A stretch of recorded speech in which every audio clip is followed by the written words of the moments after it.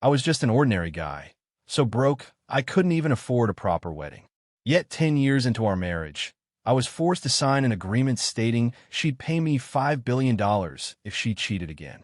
My hand was shaking as I held the pen, but I was naive enough to think it was her final guarantee to me, even believing her when she said, "I'll make it up to you by spending 1,000 times more on you from now on." It wasn't long, however, before she continued her affair and offered, "I can't divorce you, but I'll transfer the $5 billion to you right now," forcing me to choose between the money and our marriage. She must have thought I was the same man who once counted spare change in a rundown apartment to buy her a winter coat, that I would back down for her again. But this time, as I stood at the bus station and accepted an identical check from her mother, I realized for the first time that in this entire story, there was only one person who was willing to pay her debts, and it wasn't her, because my wife was living out of state in California. Since she had to work through the holidays and couldn't come home, I decided to bite the bullet and buy a plane ticket.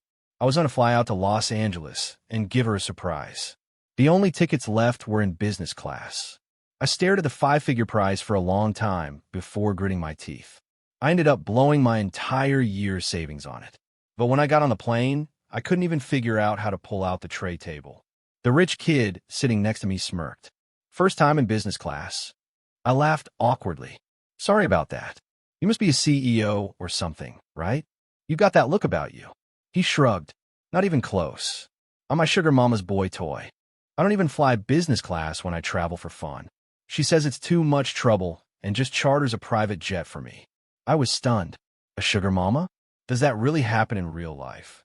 "She's my boss," he said nonchalantly. "I was always messing up projects and losing her a ton of money. She used to chew me out every single time." One thing led to another, and eventually we fell into, well, that kind of relationship. "What a coincidence," I said with a laugh. "My wife has a co-worker at her company who's always making mistakes and getting on her nerves." "You're married?" he asked, sizing me up. "My sugar mama has a husband, too. He's around your age. She's always saying she's completely bored of him, especially in bed. Says he's got no game, nothing like me." "I told her I wanted to see her over the holiday," he continued. "So she just casually told her husband she had to work overtime and couldn't come home." I stared at the ring on his hand. It was identical to the wedding ring I had lost a little while ago. I froze completely. It couldn't be. Wasn't Olivia just a regular office worker? When did she suddenly become a CEO? I stared at his ring finger. No matter how I looked at it, that was a wedding ring. "You're married to your sugar mama?" The man, Ethan Vance, toyed with the diamond on his finger. "Oh, this ring? I made her get it from her husband." I was speechless for a moment. "I wasn't actually planning to mess with her husband," he continued slowly. "But he just had to get into a car accident on my birthday. She had to rush off to the hospital to take care of him, leaving me all alone." My mind flashed back to a memory from a bitter winter. The weather was freezing, and I was still working a street stand to make ends meet. The entire road home was a sheet of thick ice. Back then, Olivia and I made so little money that even a simple scooter was a luxury we couldn't dream of. A car shot out from the side of the road and hit me, sending me flying. I lost consciousness instantly. Olivia dropped everything and stayed by my bedside at the hospital for 3 days and 3 nights. By the time I finally woke up, my wedding ring was gone. Olivia threw her arms around me. "It's okay, Lucas," she said. "I'll make sure you get justice. As for the ring, just focus on getting better. We'll buy a new set." I just shook my head. "Didn't you say it's been getting colder?" "I was saving the money I made from the stand to buy you a new winter coat. We can replace the ring later, when we're more successful." Her eyes were red that day. As she looked at me, tears welled up and she whispered, "I'm so sorry. I'm the one who's holding you back. If I wasn't so focused on my career and neglecting our home, you wouldn't have to push yourself this hard." I just kept shaking my head. But now, sitting next to me, Ethan was still admiring that very ring with a smug look on his face. So I asked him, "You just had to take her husband's wedding ring and wear it yourself?" "Yeah, she didn't want to at first. Even offered to buy me a more expensive one."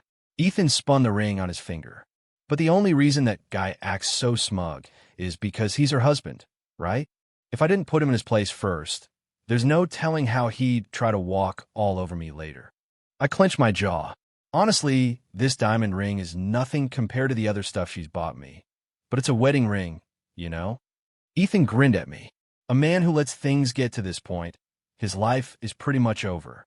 I clenched my fists and forced a smile. If your sugar mama is willing to spend that much on you, she must give her husband plenty of money to keep him quiet, right? Ethan laughed, leaning in conspiratorially. Let me tell you a little secret. The guy still has no idea she's a CEO. What? I asked. Ethan glanced at the Patek Philippe on his wrist. Because there's no need. The time when she needed his support is long over.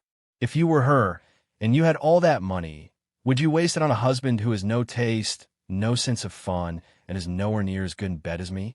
That would just be a total waste, right? In the reflection on the window, I saw my own tired, worn-out face. Ethan leaned in closer again. Hey man, you're a bit older than me, but you've got a certain vibe. I feel like we connect. Let me give you some friendly advice. A man needs to take care of himself. Your skin is pretty dark. You must work outside in the sun and wind all the time, right? Doesn't your wife mind that you look like this? I just stared at him without saying a word. His face was pale, almost blindingly so, the kind of skin that had clearly never been exposed to the sun. I used to look like that. I might have even been a little more handsome. But 10 years of grinding away, of living in a rundown apartment, had worn all of that away. Now, when I stumble across old photos, I can barely recognize the person in them. Getting cosmetic work done all the time, that must cost a fortune. So what? Ethan shrugged. My sugar mama gives me $500,000 a month in spending money. That doesn't even include daily expenses like food and clothes. She reimburses me for all of that separately. Seeing the smug, gloating look on his face, my clenched fists began to tremble. How long have you been her boy toy? I asked. Since June 12, 2023. What? The hand gripping the hem of my shirt trembled even more violently. June 12, 2023. That was the day my father died. I remember it perfectly. He needed $500,000 for surgery. Olivia went around begging everyone she knew for loans. She emptied her entire savings account, and she managed to scrape together $350,000 for me. It was almost every penny she had painstakingly earned over the years. But even working myself to the bone, I could only come up with another $80,000. My father didn't make it through that day. Olivia held me as I sobbed, unable to catch my breath. She cried with me, saying through her tears, "This is all my fault. I was the one who insisted on pursuing this career, who made you give up that good job you had. If you hadn't quit, you might have had enough money to save your dad." My heart felt like it was being ripped in two, but I still wiped the tears from her face. You already helped me scrape together $350,000. I'm so grateful for that. Dad said you did everything you could. He didn't blame you, and I don't blame you. I don't have any regrets. This was the path I chose. Her tears dripped onto the back of my hand as she held it tightly, refusing to let go. Lucas, just wait a little longer, she said. Just hang on. I swear, I will make something of myself. I nodded hard, tears streaming down my own face. 500,000, so she could have afforded it all along. You know, my man, Ethan said slowly, her husband's father needed $500,000 that same month. I turned to look at him. He winked.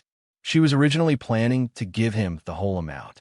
My breath caught in my throat. So she gave it to you as spending money instead. I asked. Nope, Ethan said with a pout. She was already loaded. $500,000 to me is nothing. She has way more money than that. Then why didn't she give the $500,000 to her husband's father? Because, Ethan said, resting his chin in his hand, I explained it to her. Once the old man dies, her husband won't have any family left. That way, even if he finds out she's keeping me in a fancy apartment somewhere, he won't dare to make a big scene. I clenched my jaw so hard I thought my teeth would crack. Besides, he added, I happened to see a new designer tie I wanted that month. It cost exactly $500,000. I stared at him, my eyes stinging. Aren't you afraid her husband will find out about all this someday? Please, I'm brilliant, Ethan laughed. It was my idea.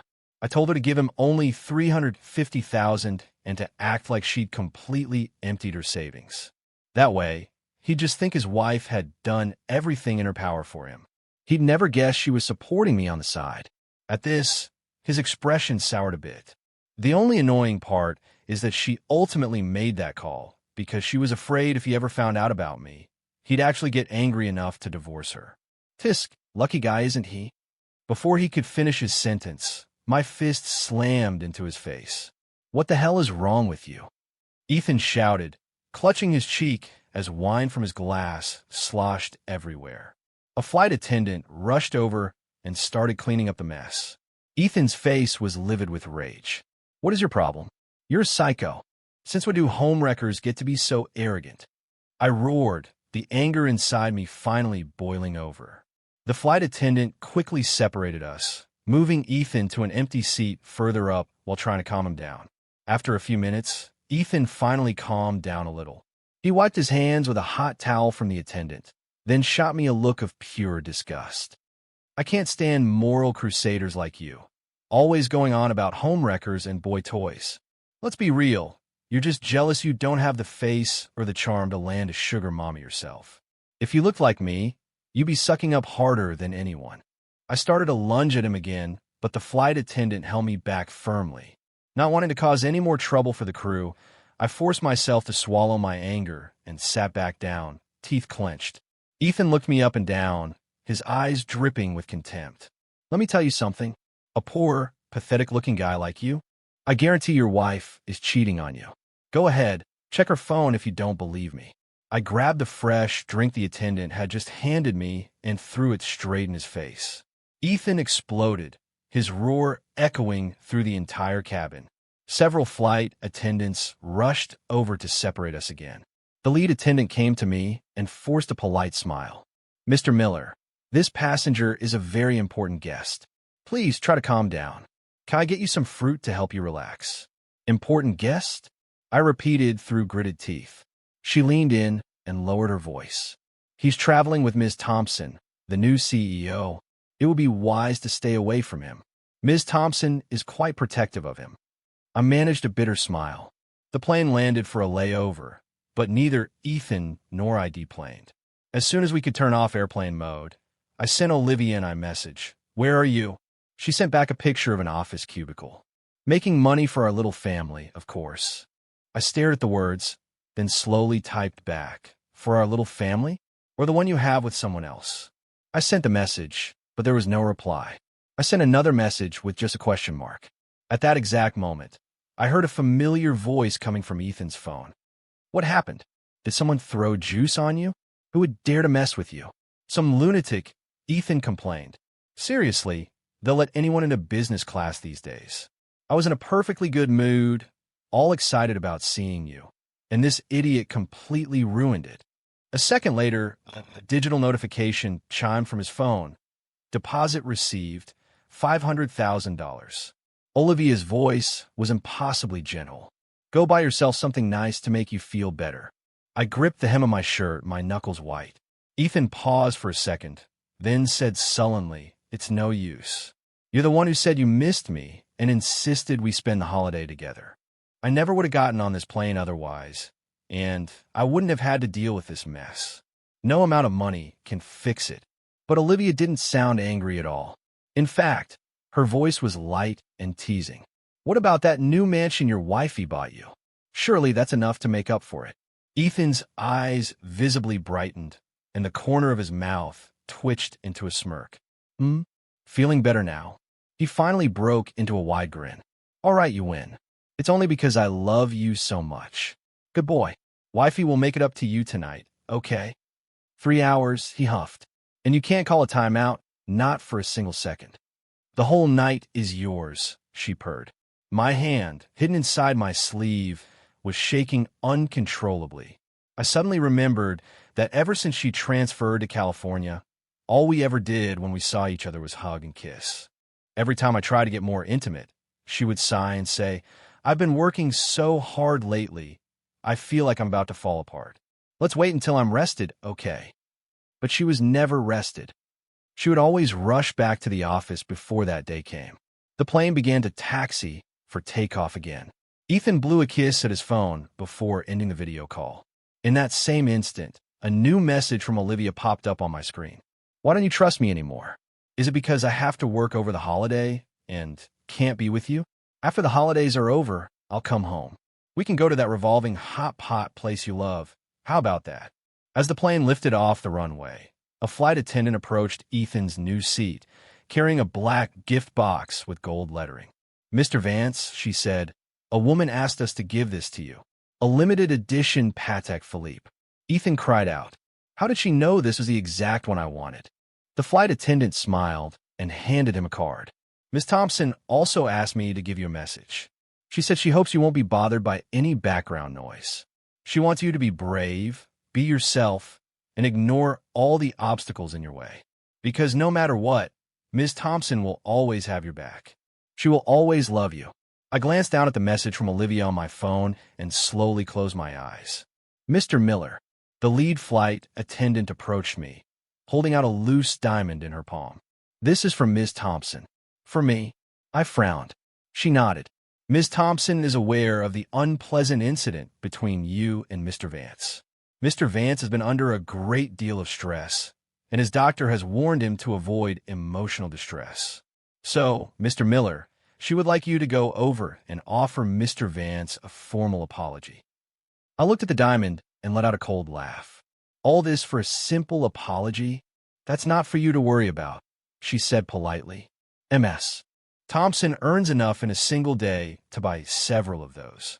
A six-figure diamond, and she could buy several in a day. I rolled the small stone between my fingers and suddenly laughed. So this is where we were. A complete stranger was getting far more from her than I ever had. Fine. I nodded, my voice hoarse. I'll go apologize. The attendant walked ahead of me to the front row and said quietly, Mr. Vance, Ms. Thompson sent him over to apologize. I gave a slight bow. I'm very sorry for hitting you earlier. Please forgive me, Mr. Vance. All right, Ethan said, standing up and cracking his knuckles. Let me slap you a couple of times, and we'll call it even. The lead attendant tried to intervene with a nervous laugh. Mr. Vance, he's an older gentleman. Please, let's not take it that far. So what if he's old? Ethan sneered. His life is already a complete mess. Who cares if he takes a few hits? I slap him twice. He gets to go home with a diamond. You should be thanking me for the deal. One of the flight attendants gently tugged on my sleeve. Sir, maybe just let him do it. Then it will all be over. You know Ms. Thompson is backing him up. Another one chimed in quietly. Yes, Mr. Miller. It's not a bad trade for a six-figure diamond. 6 figures. That's right. I would have to work my fingers to the bone for 8 or 10 years to save up that kind of money. The diamond in my hand was worth almost a decade of my life. I flicked it with my thumb, and it made a soft clicking sound. Then I tossed it back onto Ethan's tray table. The diamond rolled across the surface and fell to the floor. I don't want it. The words were barely out of my mouth when a fist slammed into my face without warning. Ethan hadn't held back at all. You dare refuse a gift from me? He'd put his full force behind it, and I stumbled back several steps, caught only by a nearby attendant. Mr. Miller, please, just let it go, she begged. Mr. Vance is always like this. Please don't engage with him. That's right. We'll help you find the diamond later, another attendant added. The next second, my own fist connected with Ethan's face, sending him sprawling back into his seat. You dare to hit me back? Damn right I'm hitting you. I tried to go at him again, but several attendants grabbed me and pulled me back. For the remainder of the flight, the crew watched us like we were criminals, terrified we'd start fighting again. The second the plane touched down, Ethan was the first one to sprint out of the cabin. I watched from a distance as he strode down the jet bridge, heading straight for a woman waiting at the exit. The bruise from my punch was already visible on his face. What happened to you? In that moment, the look in Olivia's eyes was pure panic, more frantic than I'd seen even when she heard I'd been in a car accident. Did he hit you again? Of course he did. Ethan seethed. It's all your fault for sending that stupid diamond. It just made him even more arrogant. No one has ever hit me like that before. He was an expert at playing the victim. Once his eyes got red, few women could resist him. Where is he? I want him here now. I'm right here, I said, stepping out of the jet bridge. Olivia froze. I lifted my head, my face emerging from the shadow of my cap. Miss Thompson. Lucas. The hand she had cupping Ethan's bruised face dropped to her side. Ethan, who had been gearing up to list my supposed crimes, was also stunned into silence. Lucas, he's... Olivia stammered. I'd already pulled out my phone and hit play. The recording of Ethan from the plane, bragging and trashing her husband, blared from the speakers at full volume. Lucas. Olivia's voice was weak, the color draining from her face. I turned and walked away without a backward glance. Lucas. I heard her call from behind me, followed by Ethan's irritated voice. Candy, where are you going? Get back here. I immediately bought a ticket for the next flight home. This time, the woman who had to work overtime had bought a ticket on the same flight. I had just gotten back to the small apartment we'd shared for years when she rushed in, still wearing her expensive designer dress. Lucas. A sharp crack echoed in the room as my hand struck her face, her head whipping to the side. When she looked back at me, clutching her cheek, her eyes were already red. If I hadn't decided to surprise you, were you just going to lie to me like this for the rest of our lives? Was it fun for you? Watching me give you my everything. It wasn't like that, she cried, shaking her head, her voice trembling. Get off me, I said, shoving her hand away. You killed my father, and you still have the nerve to ask me to be with you. I turned and grabbed my suitcase, starting to throw my things inside. Lucas, where are you going? You've been cheating on me. Did you really expect me to stay? Don't go. She rushed over and grabbed my hand, stopping me from packing. I can explain, please don't leave. I'm begging you. Olivia's hands were clenched into fists, trembling. I ignored her and kept packing. With a thud, she dropped to her knees. I know I'm a horrible person, she said, looking up at me, her eyes bloodshot. But I was just so scared. I frowned. Scared of what? I was scared you would leave me, she choked out, her voice raw. I had already made a mistake by then. I was already involved with him, and I knew I couldn't hide it forever. I knew you'd find out eventually. So, I thought, if your father was gone, I'd be the only person you had left. That way, even when you found out the truth, you wouldn't be able to really leave me. I thought I could make it up to you in other ways. My hand was shaking so badly I could barely grip the zipper on my bag. Olivia, what are you saying? I'm not lying, Lucas, she said, staring at me with a twisted kind of earnestness. Your father's condition was terminal. Even with that $500,000, all it would have done was prolong his suffering. He would have had no dignity, no quality of life. Maybe it was a relief for him to go. He used to say so himself. Another sharp slap cut her off, the sound echoing through the room. My eyes were burning. That was my father, who gave you the right to decide whether he lived or died. If it had been Ethan's father in that hospital bed, would you have thought it was better for him to die? Would you have just stood by and let him? Her face contorted in pain, but she couldn't find a single word to say. Stay away from me, I bit out. She didn't move, still kneeling on the floor. I can't. I tried to move past her, but she wrapped her arms around my legs, clinging to me like I was a life raft. Lucas, if you walk out that door right now, I swear I'll jump from this window. Fine, I said, my eyes burning hot. Then go die. Olivia stared at me, stunned for a long moment. Then she stood up, turned, and actually started to open the window. That's enough, I roared. She was already halfway out the window. At the sound of my voice, she froze. She looked back at me, her eyes pleading. Lucas, you really don't want me to go, do you? You don't want to lose me, right? Of course not, I said coldly. If you're gone, what's the point of me living? Okay. I nodded, then grabbed a pen and paper from the table. I scribbled a few lines and held it out to her. If you mean it, then sign this. It was a marital agreement. It stated that if she cheated even one more time, we would divorce immediately, and she would have to pay me $5 billion in compensation. Olivia, I know you can afford it. She stared at me, her eyes wide with disbelief. Of course, if you don't want to sign, that's fine. We can just go down to the courthouse and file the papers right now. I'll sign, she cried, grabbing my hand to stop me from reaching for my luggage again. I'm sorry, she choked out. I failed you as a wife. I'll cut things off with him completely right now. From this moment on, You can manage all of my assets. I swear, for every dollar I spend on Ethan, I'll spend 1,000 on you to make it up to you." With that, she grabbed the pen, signed her name, and pressed a red thumbprint below it. I clenched my fists, took a deep breath, and closed my eyes. No amount of compensation would ever be enough. My father was never coming back. Even so, I still made her pay the price. Olivia took me to her real home, a ridiculously luxurious mansion. Everything that had once belonged to Ethan was now in my name, and then some. I had multiple walk-in closets, plural, all meticulously organized by style. If I couldn't be bothered, a personal stylist would come to the house every day to lay out my clothes for the next. There was a separate room just to display my watches, and the garage was full of luxury cars. It was no wonder Ethan had always been so polished and put together. Who wouldn't be, living in a place like this? Even the thick calluses on my hands, worn down from more than a decade of manual labor, were beginning to fade. And Ethan was still young. He'd had a much better start than I ever did. Olivia stopped working late into the night.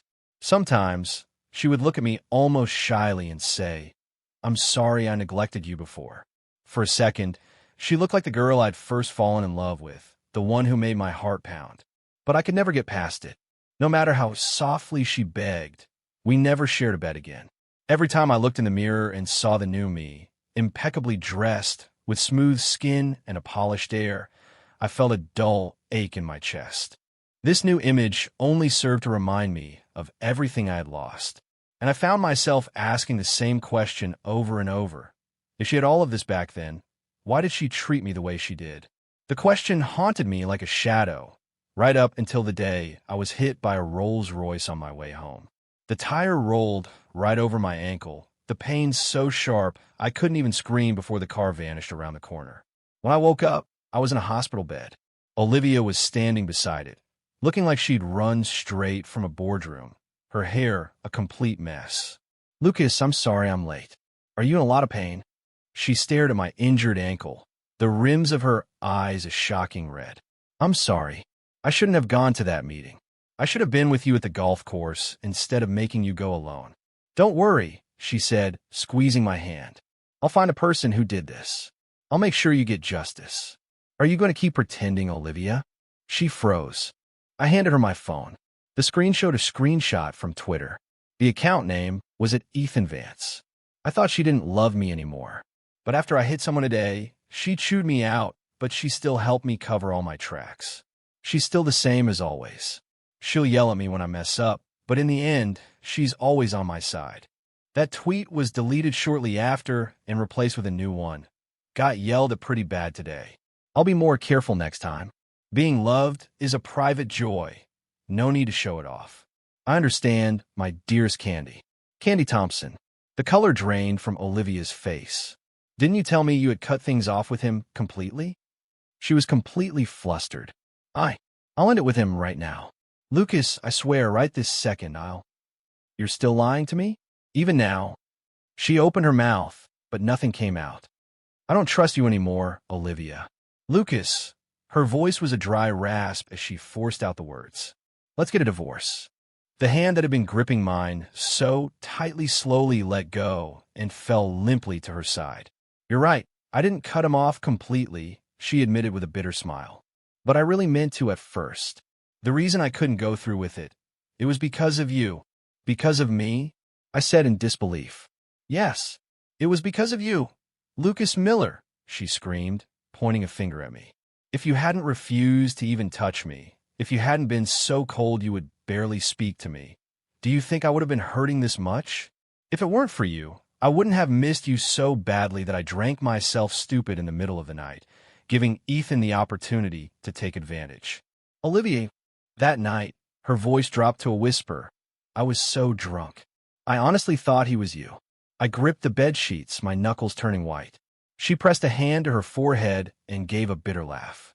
By the time I woke up and realized what I'd done, it was too late. I couldn't just kick him out. He's just so much like you. I had to force myself to see him less and less, all while waiting for you to finally look at me again. Lucas, I know I was wrong. Can't you please give me one more chance? The sound of my palm hitting her face echoed in the silent room. followed only by my ragged breathing. "No," I said coldly. "As per our agreement, divorce, and $5 billion. Lucas," she begged, her voice softening. "You can have the $5 billion. But I can't divorce you. I just can't. You signed the agreement. Can I take it back?" "No." Olivia took a deep breath, forcing herself to calm down. "So your mind is made up?" "Yes." "I won't allow it," she said, shaking her head frantically. "I'll transfer the $5 billion to you right now. But you can forget about a divorce." "I'm sorry." Her tone suddenly turned hard as steel. "Lucas, let this be the last time I ask anything of you. This time, you have to listen to me. I swear, this will be the last mistake I ever make." After she spoke, as if afraid I would argue, she turned and fled the hospital room. For the next few days, I was cared for by a private nurse she had hired. Olivia herself never appeared. Soon after, the money appeared silently in my bank account. There was a tightness in my chest. I checked myself out of the hospital early and took a cab home. I hadn't even opened the door yet. Before I could open the door, I heard voices from inside. "You've really gotten yourself into it this time, Olivia. You'd rather pay $5 billion than get a divorce. What choice do I have?" Olivia sighed. "My mother never liked Ethan, and she was never a huge fan of Lucas either. You know Ethan's temper. If he really angers my mother, he's the only one who's going to lose out. It's better to just spend some money to keep Lucas happy. Once my mother's attention is diverted, she'll stop scrutinizing Ethan all the time." I stood frozen in the doorway, rooted to the spot. "But that's $5 billion, her friend said with a laugh. "That's a pretty steep price to pay, isn't it?" But Olivia's voice was calm. "What's the alternative? Actually divorce Lucas? Then all that pressure would fall on Ethan. Lucas has suffered for 10 years. He's used to it. Besides me yelling at him now and then, who's ever dared to give Ethan a hard time since he graduated college? Don't be dramatic. It's only $5 billion. The door clicked open as I pushed it. Olivia looked up, and her eyes met mine.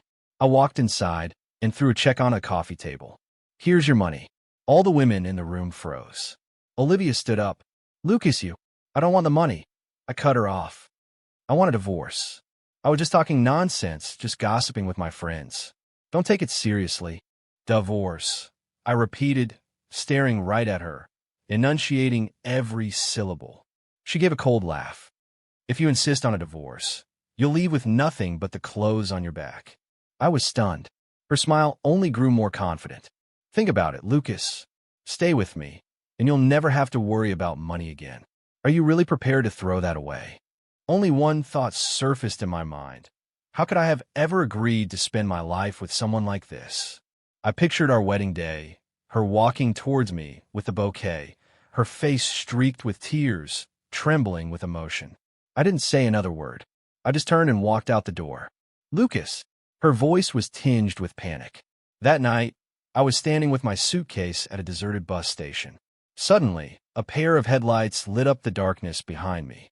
A car door opened, and a familiar voice made me freeze. "Lucas Miller? Mrs. Thompson?" I turned in surprise to see Olivia's mother. "Take this," she said. I looked down. In my hand was a check for $5 billion. I couldn't believe my eyes. Mrs. Thompson came from a prestigious family that had fallen on hard times. She had married beneath her station, but had never lost her sense of aristocratic identity. Because of this, she had always looked down on me, her hopelessly ordinary son-in-law. She believed her daughter was destined for greatness, and that I was just a poor kid trying to use marriage to climb the social ladder. "Mrs. Thompson, I can't take this." "I'm not trying to humiliate you," she said, pressing the check back into my hand. "This is what she owes you." I was speechless. She leaned against her car, lit a cigarette, and slowly exhaled a plume of smoke. "To be honest, I didn't approve of you at first. But over time, I realized that my daughter was the lucky one to have married you. It's a shame," she sighed, "that she wasn't capable of handling that kind of good fortune." I could hardly believe what I was hearing. "I changed my mind about you a long time ago," she continued. "For the past 10 years, you've supported her without a single complaint. You saw how difficult the road ahead was, but you refused to be the one to let go. There aren't many men like that. She was the one in the wrong, not you. You're a capable man. Take this money and live for yourself for once. It's not too late to start over. The bus pulled slowly into the station. I gave Mrs. Thompson one last look, then boarded and disappeared into the night. Mrs. Thompson finished her cigarette. Just as she was about to flick the butt away, a Rolls-Royce pulled up behind her. Lucas! Olivia practically leaped from the car, running towards them. Mom, where is he? Where did he go?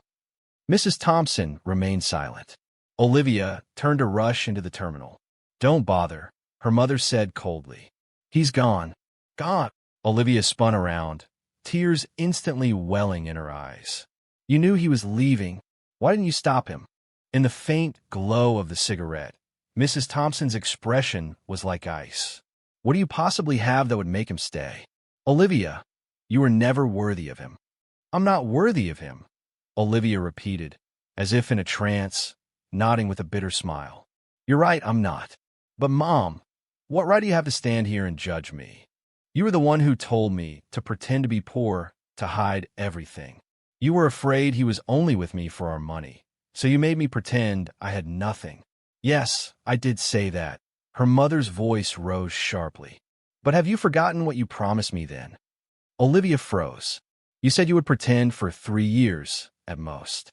You said that if he stayed by your side through the hardest, most difficult times for those 3 years, I would never be allowed to look down on him again. Well, it's been much longer than 3 years.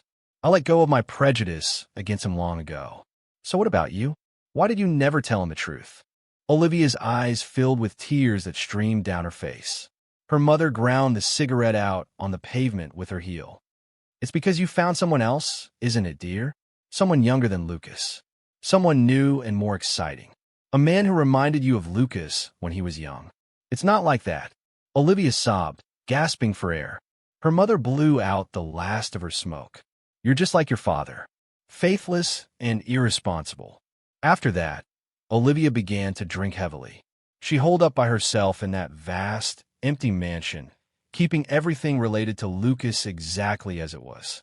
Even the fountain pen he had used to sign the agreement was still in its original place. One night, drunk and dazed, she thought she saw Lucas sitting at the desk, writing with that very pen. Lucas! She cried, rushing towards him. But there was no one there. In her haste, she stumbled into the corner of the desk.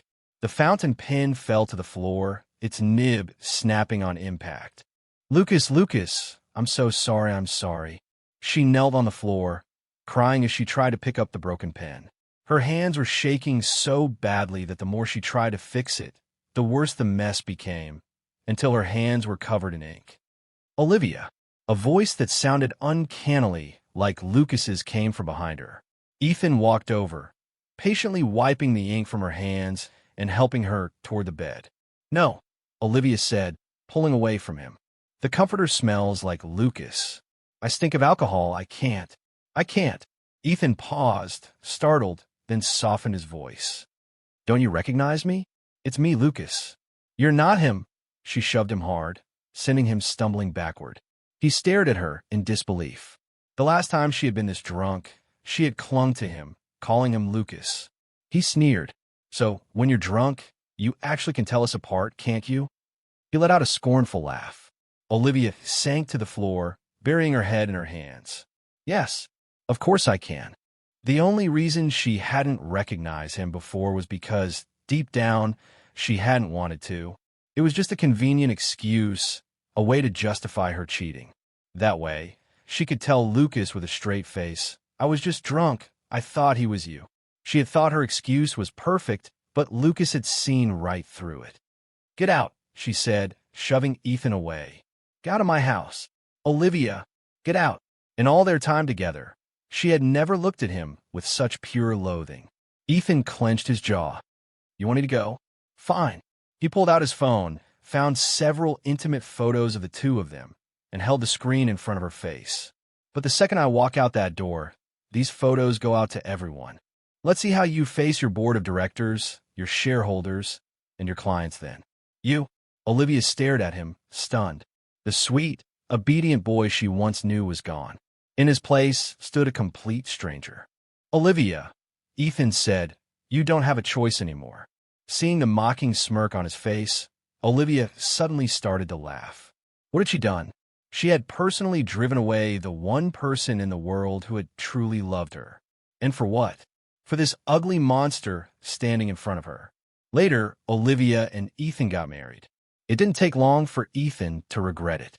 He discovered his new mother-in-law was an absolute nightmare. She summoned him for lectures every other day, and she wasn't above resorting to family discipline.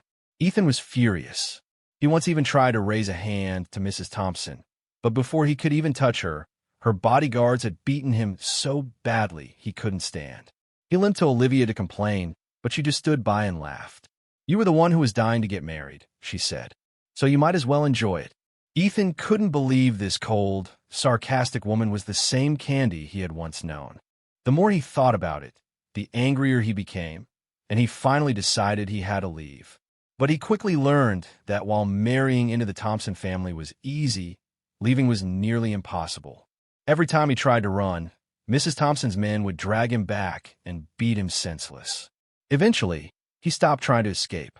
Mrs. Thompson stopped interfering with him as much, but Olivia's cold indifference was worse than any beating. She cut off his allowance completely, and he had no way of earning the kind of money needed to support his lavish lifestyle. So, he found himself a new sugar mama. Olivia found out almost immediately. In the divorce proceedings, he was found to be completely at fault and walked away with nothing. He got on his knees and begged Olivia not to be so ruthless, but it was no use. Soon, he was thrown out onto the street with nowhere to go. He had no real skills and could barely scrape by in a tiny, run-down apartment. The memory of his old life, where he spent money without a second thought, made his current poverty all the more unbearable. He started spending his days camped outside the gates of the Thompson estate, kneeling on the pavement, begging Olivia to take him back. But it wasn't long before the Thompson family business collapsed and went bankrupt. Having lost all her drive and ambition, Olivia simply let the company slide into ruin. Ethan watched as the once magnificent estate slowly decayed, eventually becoming completely abandoned. He collapsed to the ground, feeling completely hollowed out. If he had known this was how it would end, he never would have stepped foot into Olivia Thompson's world. This narrative is a powerful cautionary tale, not just about infidelity, but about the profound betrayal of a stolen reality, where one man's genuine sacrifices were made for a world deliberately fabricated by the person he trusted most. The $50 billion agreement was never about the money. It was a final, broken plea for honesty and an attempt to quantify the unquantifiable cost of a decade spent in the dark. In offering the payout, but refusing the freedom, his wife reveals her tragic flaw. The belief that a man's heart is merely an asset to be managed, a safety net for her conscience, while she pursued a hollow substitute for the love she already had. Ultimately, the story serves as a stark reminder that a life architected on deceit has no foundation, and the protagonist's escape is not a victory of wealth, but the profound triumph of choosing an authentic, unknown future over a gilded, soul-crushing cage.